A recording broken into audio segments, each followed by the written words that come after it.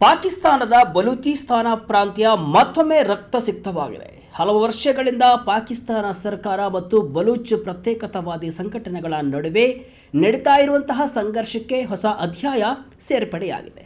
ಇತ್ತೀಚೆಗೆ ನಿಷೇಧಿತ ಸಂಘಟನೆಯಾದ Baloch liberation army Gwadar ಪ್ರದೇಶದಲ್ಲಿರುವಂತಹ ಪಾಕಿಸ್ತಾನದ ಭದ್ರತಾ ಪಡೆಗಳನ್ನು ಗುರಿಯಾಗಿಸಿಕೊಂಡು ಆತ್ಮಾಹುತಿ ಮಾದರಿಯ ದಾಳಿ ನಡೆಸಿರುವುದಾಗಿ ಹೇಳಿಕೊಂಡಿದೆ. ಈ ಘಟನೆ ಪಾಕಿಸ್ತಾನದ ಭದ್ರತಾ ವ್ಯವಸ್ಥೆ, ಚೀನಾ ಪಾಕಿಸ್ತಾನ ಆರ್ಥಿಕ ಕಾರಿಡಾರ್ ಯೋಜನೆ ಮತ್ತು ಬಲೂಚಿಸ್ತಾನದ ಭವಿಷ್ಯದ ಕುರಿತ ಚರ್ಚೆಯನ್ನು ಮತ್ತೊಮ್ಮೆ ತೀವ್ರಗೊಳಿಸಿದೆ.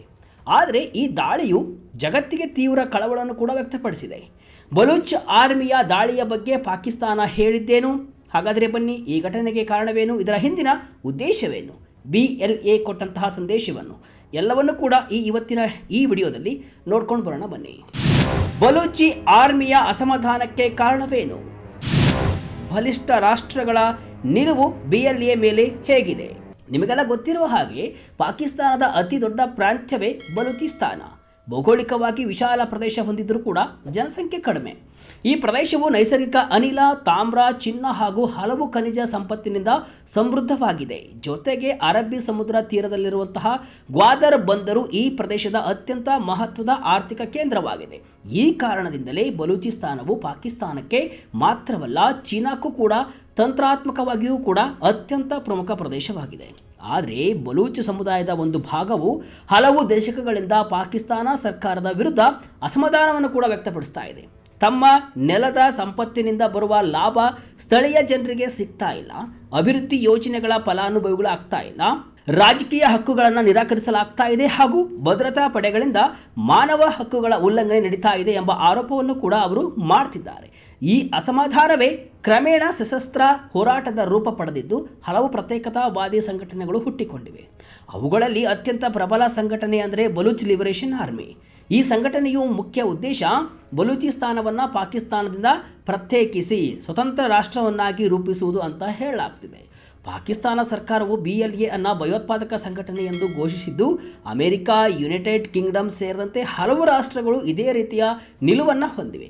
ಮತ್ತೊಂದೆಡೆ BLA ತನ್ನ ಹೋರಾಟವನ್ನು ಸ್ವಾತಂತ್ರ್ಯಕ್ಕಾಗಿ ನಡೆಯುತ್ತಿರುವಂತಹ ಹೋರಾಟ ಅಂತಲೂ ಕೂಡ ಬಣ್ಣಿಸ್ತಾ ಇದೆ.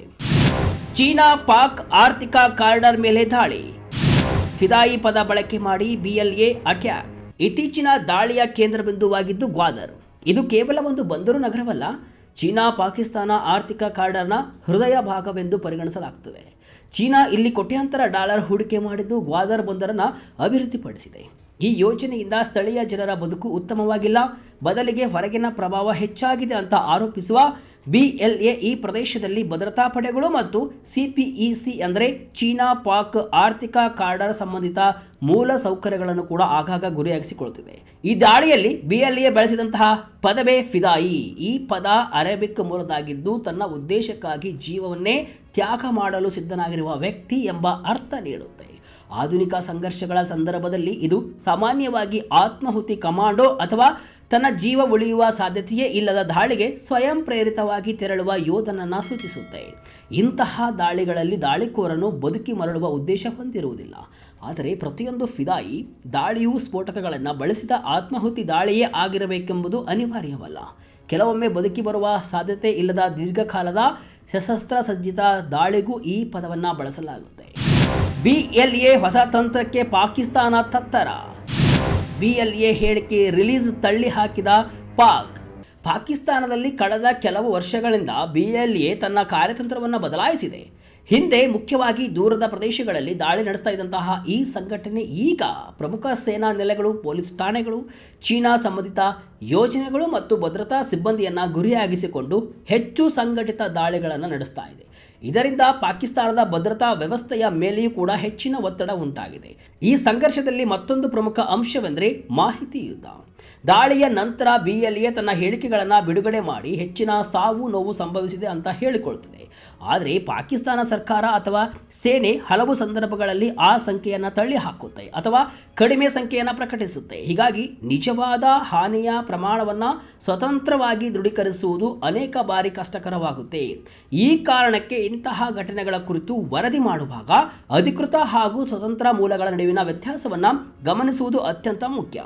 ಬಲೂಚಿಸ್ತಾನದ ಸಮಸ್ಯೆ ಕೇವಲ ಕಾನೂನು ಮತ್ತು ಸುವ್ಯವಸ್ಥೆಯ ಪ್ರಶ್ನೆಯಲ್ಲ ಅಂತ ಅನೇಕ ವಿಶ್ಲೇಷಕರು ಕೂಡ ಅಭಿಪ್ರಾಯವನ್ನು ಪಡ್ತಾರೆ. ಇದು ರಾಜಕೀಯ, ಆರ್ಥಿಕ, ಸಾಮಾಜಿಕ ಮತ್ತು ಐತಿಹಾಸಿಕ ಅಂಶಗಳ ಮಿಶ್ರಣವಾಗಿದೆ. ಒಂದೆಡೆ ಸರ್ಕಾರವು ಭದ್ರತೆಯನ್ನು ಬಲಪಡಿಸಲು ಪ್ರಯತ್ನಿಸ್ತಾ ಇದ್ದರೆ, ಮತ್ತೊಂದೆಡೆ ಸ್ಥಳೀಯ ಸಮುದಾಯಗಳು ಹೆಚ್ಚಿನ ರಾಜಕೀಯ ಪಾಲ್ಗೊಳ್ಳುವಿಕೆ, ಅಭಿವೃದ್ಧಿಯ ಸಮಾನ ಹಂಚಿಕೆ ಮತ್ತು ಮಾನವ ಹಕ್ಕುಗಳ ರಕ್ಷಣೆಯನ್ನು ಕೂಡ ಒತ್ತಾಯಿಸುತ್ತಿವೆ.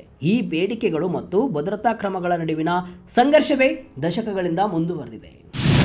ಚೀನಾ ಹೂಡಿಕೆ ಮೇಲೆ ಪರಿಣಾಮ ಬೀರುತ್ತಾ? ಗ್ವಾದರ್ ಸಿಪಿಇಸಿಯ ಪ್ರಮುಖ ಕೇಂದ್ರ ಬಿಂದು. ಚೀನಾ ಕೂಡ ಈ ಬೆಳವಣಿಗೆಗಳನ್ನು ಅತ್ಯಂತ ಸೂಕ್ಷ್ಮವಾಗಿ ಗಮನಿಸ್ತಾ ಇದೆ. ಯಾಕಂದರೆ ಸಿಪಿಇಸಿ ಯೋಜನೆಗೆ ಗ್ವಾದರ್ ಪ್ರಮುಖ ಕೇಂದ್ರವಾಗಿದೆ. ಈ ಪ್ರದೇಶದಲ್ಲಿ ಅಸ್ಥಿರತೆ ಮುಂದುವರೆದರೆ ಚೀನಾದ ಹೂಡಿಕೆಗಳು ಮತ್ತು ಮೂಲಸೌಕರ್ಯ ಯೋಜನೆಗಳ ಮೇಲೂ ಪರಿಣಾಮ ಬೀರುವ ಸಾಧ್ಯತೆ ಇದೆ. ಇದೇ ಕಾರಣಕ್ಕೆ ಪಾಕಿಸ್ತಾನ ಸರ್ಕಾರ ಗ್ವಾದರ್ ಮತ್ತು ಅದರ ಸುತ್ತಮುತ್ತಲಿನ ಪ್ರದೇಶಗಳಲ್ಲಿ ಭದ್ರತೆಯನ್ನು ಇನ್ನಷ್ಟು ಬಲಪಡಿಸ್ತಾ ಇದೆ. ಬಲೂಚ್ ಲಿಬರೇಷನ್ ಆರ್ಮಿಯ ದಾಳಿ ಕೇವಲ ಒಂದು ಪ್ರತ್ಯೇಕ ಭದ್ರತಾ ಘಟನೆ ಅಲ್ಲ. ಇದು ಬಲೂಚಿಸ್ತಾನದಲ್ಲಿ ಹಲವು ದಶಕಗಳಿಂದ ಮುಂದುವರಿತಿರುವಂತಹ ರಾಜಕೀಯ ಅಸಮಾಧಾನ, ಪ್ರತ್ಯೇಕತಾವಾದಿ ಚಳವಳಿ, ಸಂಪನ್ಮೂಲಗಳ ಮೇಲಿನ ಹಕ್ಕಿನ ವಿವಾದ ಮತ್ತು ಪ್ರಾದೇಶಿಕ ಭೂ ರಾಜಕೀಯದ ಸಂಕೀರ್ಣತೆಯನ್ನು ಮತ್ತೆ ಜಗತ್ತಿನ ಗಮನಕ್ಕೆ ತಂದಿದೆ. ಈ ಸಮಸ್ಯೆಗೆ ಕೇವಲ ಸೇನಾ ಕ್ರಮಗಳಿಂದ ಪರಿಹಾರ ಸಿಗ್ತದೆಯೇ ಅಥವಾ ರಾಜಕೀಯ ಸಂವಾದ ಮತ್ತು ಅಭಿವೃದ್ಧಿಯ ಮೂಲಕ ಶಾಶ್ವತ ಪರಿಹಾರ ಕಂಡುಕೊಳ್ಳಬಹುದೇ ಎಂಬ ಪ್ರಶ್ನೆ ಇನ್ನೂ ಉತ್ತರಿಸಬೇಕಿದೆ. ಜೂನ್ ತಿಂಗಳಲ್ಲೂ BLA ದಾಳಿ ಹೇಳಿಕೆ ರಿಲೀಸ್. BLA ಅತಿರೇಕ ಹೆಚ್ಚು, ಪಾಕ್ ತಿರುಗೇಟು. ಇನ್ನು 2026ರ ಜೂನ್ ತಿಂಗಳಲ್ಲಿಯೂ ಕೂಡ ಬಲೂಚ್ ಲಿಬರೇಷನ್ ಆರ್ಮಿ ಪಾಕಿಸ್ತಾನದ ಭದ್ರತಾ ಪಡೆಗಳ ವಿರುದ್ಧ ಮಹತ್ವದ ದಾಳಿಯ ಹೊಣೆ ಹೊತ್ತಿರುವುದಾಗಿ ಕೂಡ ಹೇಳಿಕೊಂಡಿತ್ತು.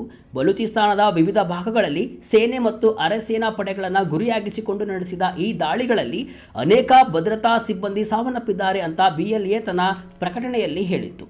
ಆದರೆ ಪಾಕಿಸ್ತಾನ ಸರ್ಕಾರ ಮತ್ತು ಸೇನೆ ಈ ಹೇಳಿಕೆಗಳನ್ನು ಸಂಪೂರ್ಣವಾಗಿ ಒಪ್ಪಿಕೊಳ್ಳದೆ BLA ಸಾವಿನ ಸಂಖ್ಯೆಯನ್ನು ಅತಿರಂಜಿತವಾಗಿ ಬಿಂಬಿಸ್ತಾ ಇದೆ ಅಂತ ಪ್ರತಿಕ್ರಿಯಿಸಿತ್ತು.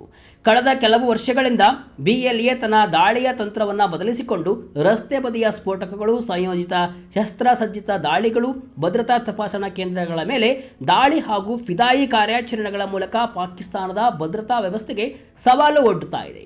ಈ ಬೆಳವಣಿಗೆಗಳು ಬಲೂಚಿಸ್ತಾನದಲ್ಲಿ ಪರಿಸ್ಥಿತಿ ಇನ್ನಷ್ಟು ಸೂಕ್ಷ್ಮವಾಗಿರುವುದನ್ನು ಕೂಡ ತೋರಿಸುತ್ತಾ ಇದೆ.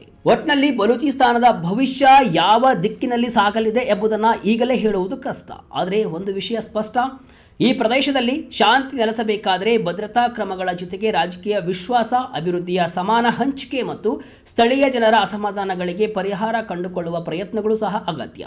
ಇಲ್ಲವಾದರೆ ಇಂತಹ ದಾಳಿಗಳು ಮರುಕಳಿಸುವ ಸಾಧ್ಯತೆಯನ್ನು ಸಂಪೂರ್ಣವಾಗಿ ತಳ್ಳಿಹಾಕಲು ಸಾಧ್ಯವಿಲ್ಲ. ಇದಿಷ್ಟು ಇವತ್ತಿನ ವಿಶೇಷ.